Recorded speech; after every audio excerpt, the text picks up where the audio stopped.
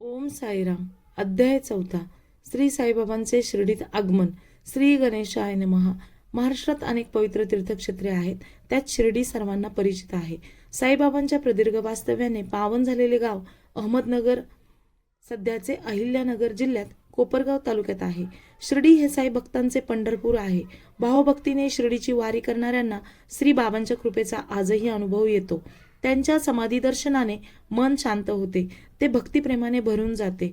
अनंत कोटी ब्रह्मांड नायक अशी ख्याती असलेले साईबाबा 16 वर्षाचे असताना शिर्डीत एका निंबवृक्षाखाली प्रकट झाले. ते कोण, कुठले, त्यांचे माता पिता कोण, त्यांची जात कोणती, ते कोणत्या धर्माचे, त्यांचे गोत्र काय, ते कोठे जन्मले, या प्रश्नाची उत्तरे साईकडून कधीच मिळाली नाहीत. अनेकांनी त्यांचा पूर्व इतिहास जाणून घेण्याचा प्रयत्न केला, पण कोणालाही यश आले नाही.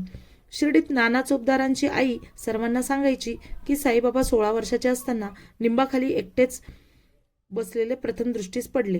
त्यांच्या समवेत अन्य कोणीही नव्हते. सतत तपोमग्न असलेल्या त्या बालकाला पाहून सर्वांना मोठे आश्चर्य वाटे. तो कोणाशी बोलत नसे, कोणाच्या घरी जात नसे. लोकांना त्यांच्याबद्दल आदर वाटे. ते त्याला नमस्कार करीत. जनमानसात त्यांच्याविषयी विलक्षण कुतूहल होते. एकदा शिर्डीत राहणाऱ्या एकाच्या अंगात खंडोबाचा संचार झाला. लोकांनी देवाला त्या बालकाची हकीकत सांगितली.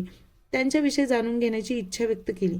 तेव्हा घुमणाऱ्या मार्फत खंडोबा म्हणाला, कुदळ आणा, मी सांगतो तिथे खणा, म्हणजे त्यांच्याविषयी माहिती मिळेल. लोकांनी कुदळी आणल्या. खंडोबाच्या सांगण्यावरून निंबाजवळील जागा खणली. आधी काही विटा लागल्या. त्या बाजूस खोदल्यावर आत एक भुयार दिसले. त्यात तळघर होते. त्या तळघरात एक गोमुखी पाट, एक जपमाळ आणि 4 प्रदीप्त समया होत्या. ते पाहून लोकांना मोठे नवल वाटले. खंडोबा म्हणाला, हा बालक या स्थानी 12 वर्ष तपश्चर्या करीत होता. लोकांनी त्या बालकाला त्या स्थानाचे रहस्य विचारले. तो म्हणाला, हे माझ्या गुरुचे स्थान आहे. हे अतिशय पवित्र आहे. याचे जतन करा. त्याच्या बोलण्यावर विश्वास ठेवून लोकांनी ते स्थान विटा रचून पूर्ववत बंद केले. आपल्या गुरुचे स्थान म्हणून श्री बाबांचे त्या निंब वृक्षावर खूप प्रेम होते. साईबाबांच्या गुरूंचे स्थान म्हणून लोक आजही तेथे नमस्कार करतात.